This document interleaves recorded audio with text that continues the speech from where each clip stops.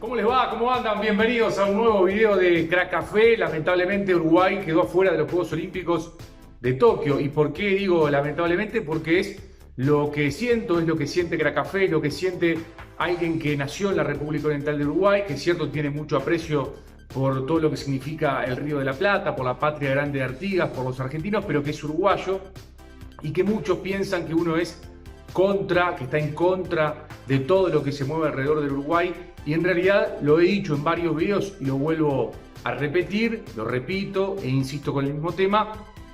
El periodismo, la función del periodista, lo dice la universidad, lo dicen los grandes periodistas norteamericanos, por ejemplo, es ser crítico, es mostrarle al pueblo, a la ciudadanía, lo negativo, lo crítico de determinada cuestión, en este caso hablando de fútbol. Y después, evidentemente, están los hinchas, están los dirigentes, están los jugadores y todo eso, cada uno cumple su función dentro del ambiente, en este caso del fútbol. Algunos son periodistas y además son hinchas o buscan su mejor manera de viajar, tener dinero.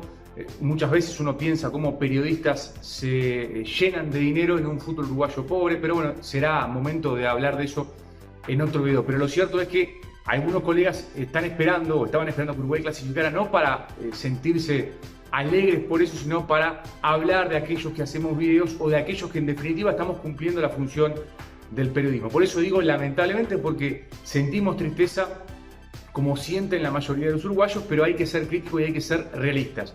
Realistas de un proceso que se agotó, de un proceso que terminó, de un proceso que no ha dado resultado, de un proceso que solamente tiene una Copa América, porque yo sé lo que van a decir muchos a partir de este momento. Van a decir: Uruguay fue tercero, Uruguay terminó dignamente, Uruguay estaba prácticamente afuera y casi clasifica.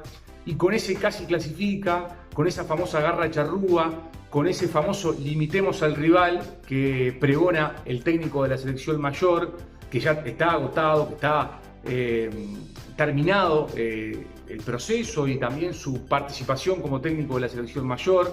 Alguien me decía a través de la red social Twitter, y hacía una buena comparación, muchas veces con los políticos que se mantienen en el poder en diferentes países. Comienzan de una manera, con una idea centrada, y después se atornillan al poder y terminan haciendo cualquier tipo de cosa. Bueno, esto es algo parecido, el complejo Uruguay Celeste, la profesionalización, los jugadores que no estaban involucrados en la selección se los sacó, todo lo positivo que hemos dicho en otros videos, pero también después está el egocentrismo, le da notas a determinados periodistas y otros no. Aprovecho para decirlo, ha denunciado públicamente varias veces Gustavo Antonini, que es un colega muy crítico de la selección, que no tiene lugar en los medios tradicionales de comunicación, como tampoco tiene quien les habla.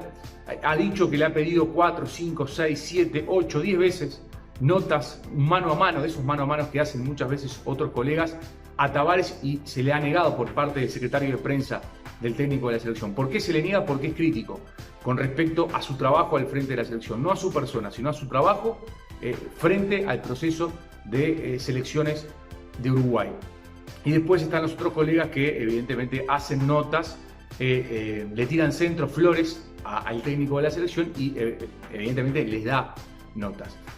Pero vamos a comenzar a hablar por lo positivo, porque también hay que resaltar alguna cuestión positiva. ¿Qué es lo positivo? Una vez más, que quedó demostrado, lástima que solamente fueron 180 minutos, y en el final del torneo, contra Brasil y contra Colombia, que se puede jugar a otra cosa, cuando hay voluntad del entrenador y cuando hay voluntad principalmente de los jugadores que están criados en un fútbol, cuando crecen, cuando son niños, baby fútbol, juveniles. ¿Cuál es el concepto, cuál es la educación, cuáles son las clases que se le dan a esos chicos, a los uruguayos? La famosa garra charrúa, hay que meter, hay que limitar al rival, primero nuestro arco, no hay que ser filósofos del fútbol, no hay que mirar al fútbol europeo, es crítico con Guardiola, con Cruyff, con Bielsa. Bueno, todo eso se le enseña a los chicos y eso se va acumulando en la cabeza, en el cerebro, y después se plasma en la cancha. Cuando hay un cambio en eso, cuando se dice Se puede jugar otra cosa, se puede hacer un fútbol ofensivo, se puede hacer una triangulación, se puede jugar con dos delanteros. Uruguay contra Brasil fue el primer partido que jugó con un claro 4-4-2, con dos delanteros. Repitió eso contra Colombia. Y cuando repite contra Colombia, hace un mejor partido que contra Brasil. Un buen trabajo defensivo, que siempre existe, porque el fútbol arranca desde el arquero, pasando por la defensa, el mediocampo y los delanteros. Pero evidentemente, cuanto más tenés la pelota en tu poder, más chances tenés de ganar. Y eso son números, son estadísticas, números que algún colega, ese colega empresario que se preocupa mucho por hablarnos a través de su programa radial, que dice datos, estadísticas, no opinión. Bueno, los datos dicen que en cualquier parte del mundo, en las ligas y las selecciones, podés ganar algún partido teniendo menos la pelota. Pero los campeones, los que clasifican, Argentina y Brasil, por ejemplo, a los Juegos Olímpicos, son los equipos que más tienen el balón. Eso es un dato de la realidad también. Y no son opiniones, sino son números, son datos, como le gusta a este colega. Uruguay demostró que cuando intenta hacer otra cosa, cuando deja el miedo escénico, cuando propone, cuando le juega igual a igual a cualquier selección, puede empatar, como contra Brasil, puede perder también perfectamente porque es fútbol, y puede ganar, como le ganó y le ganó bien a Colombia. Pero fue tarde, demasiado tarde. Y una vez más se necesitó de la calculadora, una vez más se necesitó de otro equipo, de otra selección, de otro resultado. Y Brasil termina ganando, Brasil termina clasificando, Brasil hace su trabajo y no depende de nadie. Uruguay solamente durante todo el preolímpico aprovechó 180 minutos. Después que hubo una charla por parte de los jugadores con el técnico. Chicos de 20, 21, 22 años llamaron al orden al técnico de la selección para decir, bueno, vamos a jugar otra cosa, vamos a intentar por lo menos jugar otra cosa. Y ahí se transformó contra Brasil en un 4-4-2, jugando con dos puntas, mínimamente con dos puntas. Ya no entramos al lirismo de decir, bueno, ¿por qué no un 4-3-3 con dos punteros y un 9? Pero sí, por lo menos con dos delanteros, dos puntas, como se conoce habitualmente. Uruguay lo hizo, pero lo hizo demasiado tarde. Entonces es hora de preguntar, y ya lo dijimos, si el proceso está agotado o no, responsabilizar a quien no solamente lo mantuvo en el cargo, sino que lo designó como técnico, era ayudante de Coito. Ferreira no es lo mismo ser ayudante que entrenador. Tavares lo puso de técnico, le fue muy mal en el Mundial de Polonia y le fue muy mal en los Panamericanos cuando Uruguay defendía el campeonato que había ganado en Toronto. Se lo mantuvo y no solamente se lo mantuvo. Tavares dijo públicamente que no importaba cuál era el resultado de este preolímpico, y esa va a ser la excusa para mantenerlo en la selección, que iba a respetar el contrato hasta los sudamericanos del año 2021. Entonces hay una cuota enorme de responsabilidad del técnico de la selección mayor y del dueño de todo este famoso y afamado proceso defendido por muchos, y que los que critican con fundamento y con respeto son vetados, son borrados, como yo decía anteriormente, por ejemplo, el caso del colega Gustavo Antonini. ¿Se va a mantener a Ferreira? Es una decisión que seguramente lo va a hacer Tavares, y va a seguir siendo terco, va a seguir siendo egocéntrico, va a seguir manteniendo su filosofía y su postura hasta lo último.